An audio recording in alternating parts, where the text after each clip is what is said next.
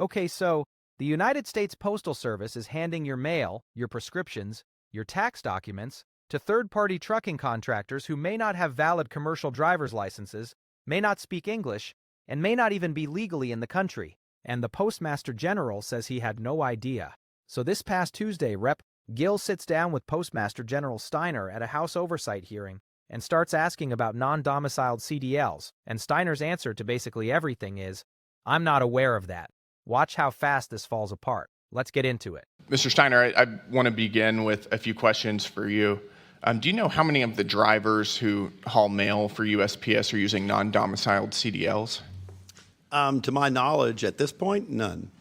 Do you know if it's a lot or just a few? None. So from what I'm hearing from mail processing centers, there's been quite a few. In fact, I've heard from several large ones who have said something to the extent about half of the drivers who are coming to pick up mail appear to be non-domiciled, that they typically don't even speak English. I've heard that over half of them don't speak English. There's been suggestions that many of them are perhaps illegal aliens. Are you familiar with that?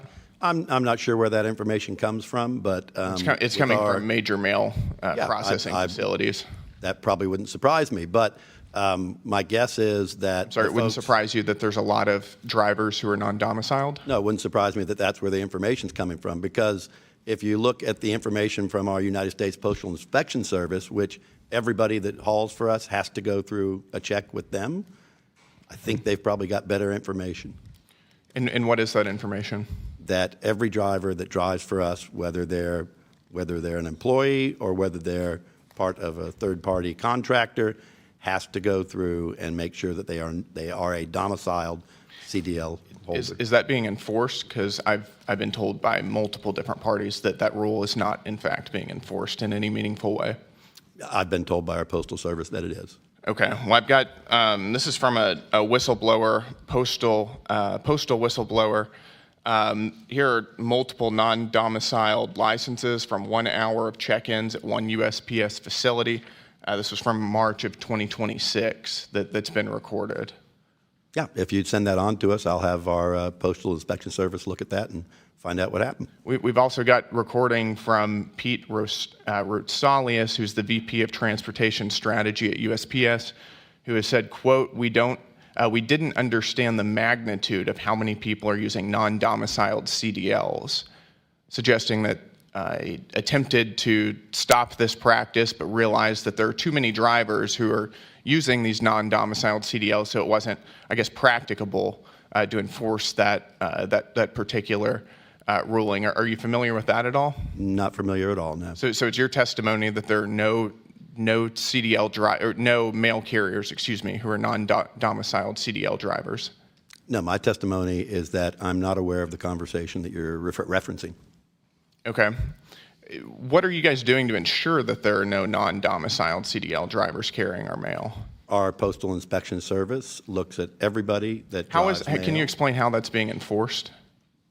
How do you mean, how's it being enforced? How are you ensuring that none of the drivers are in fact non-domiciled? We require our third-party contractors. But by what mechanism are you enforcing that, other than a theoretical requirement?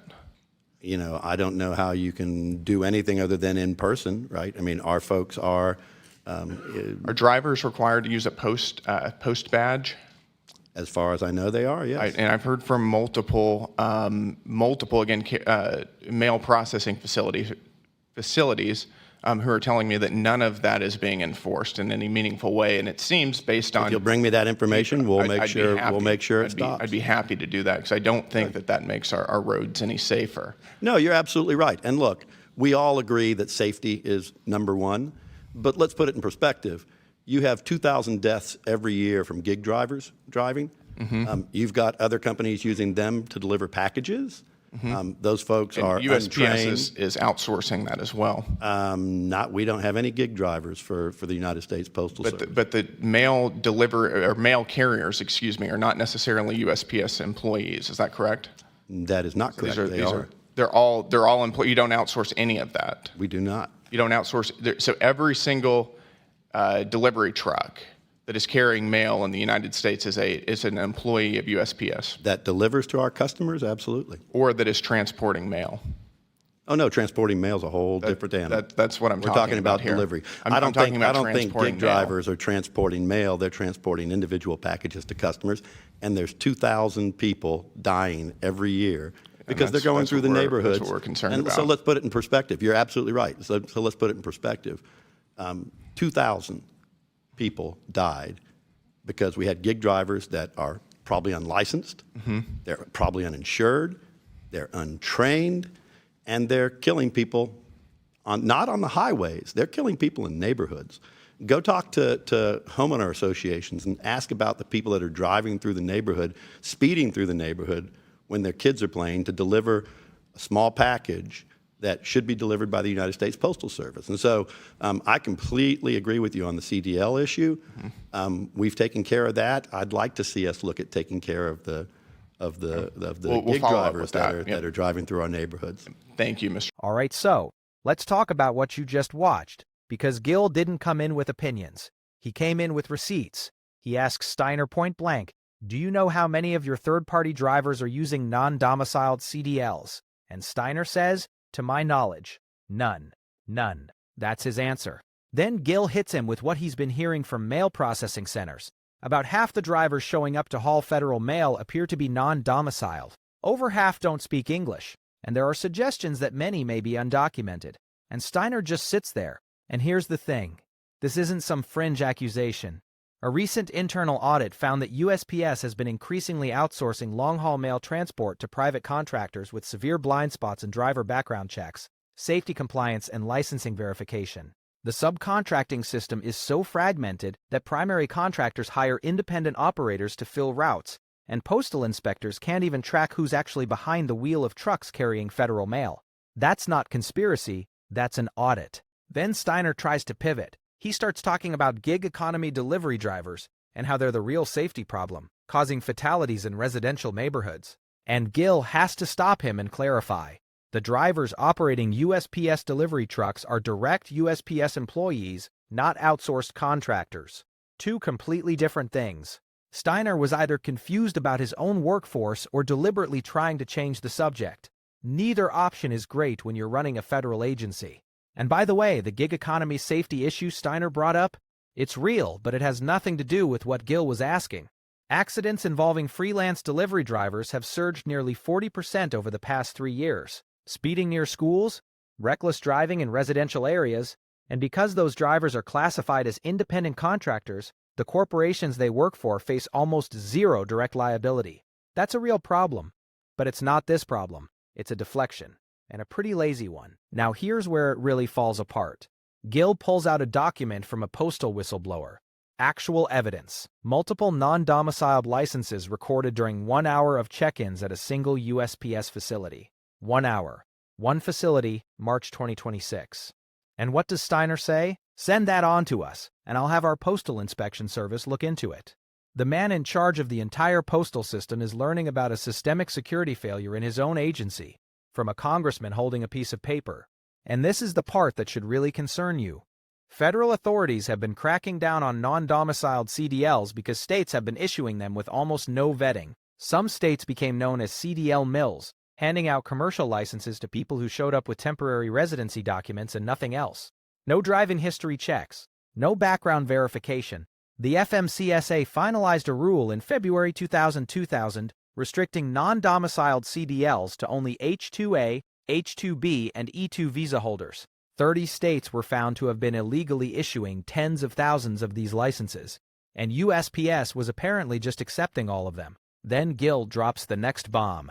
He's got a recording from Pete Routsolius, USPS Vice President of Transportation Strategy, who apparently admitted that they didn't understand the magnitude of how many drivers were using non-domiciled CDLs, and that he tried to stop the practice, but there were just too many drivers doing it.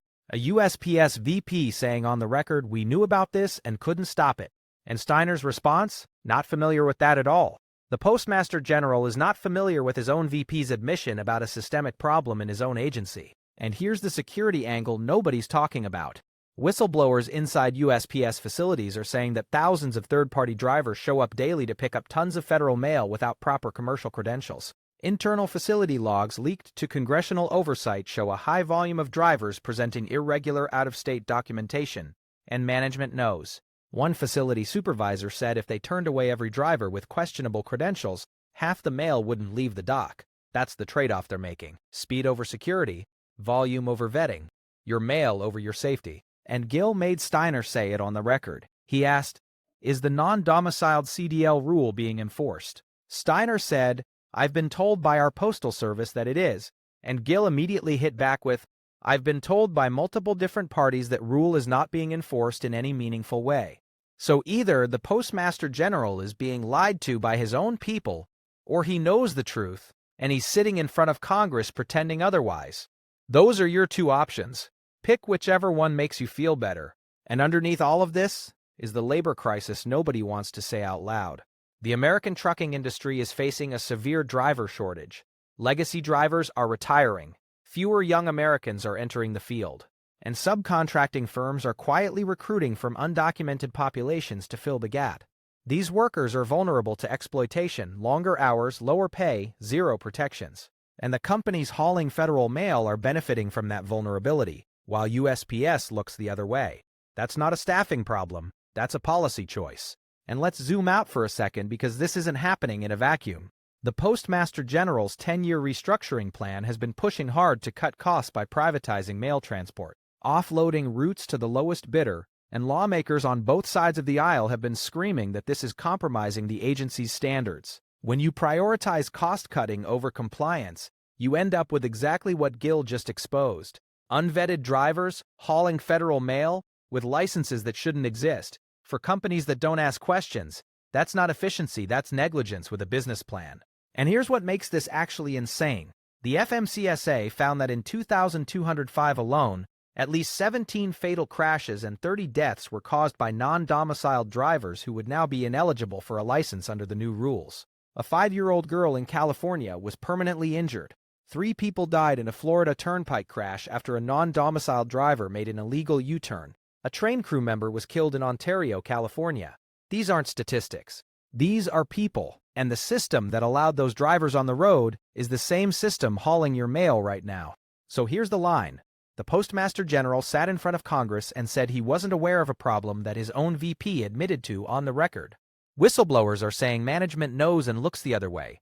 30 states were caught illegally issuing CDLs, and the agency responsible for delivering your mail to 260 million Americans is outsourcing that job to contractors it can't even verify. That's not oversight. That's a system running on trust that nobody's earned. If this breakdown helped you see what's actually going on, hit like, subscribe, share it with someone who needs the full picture. I'll see you in the next one.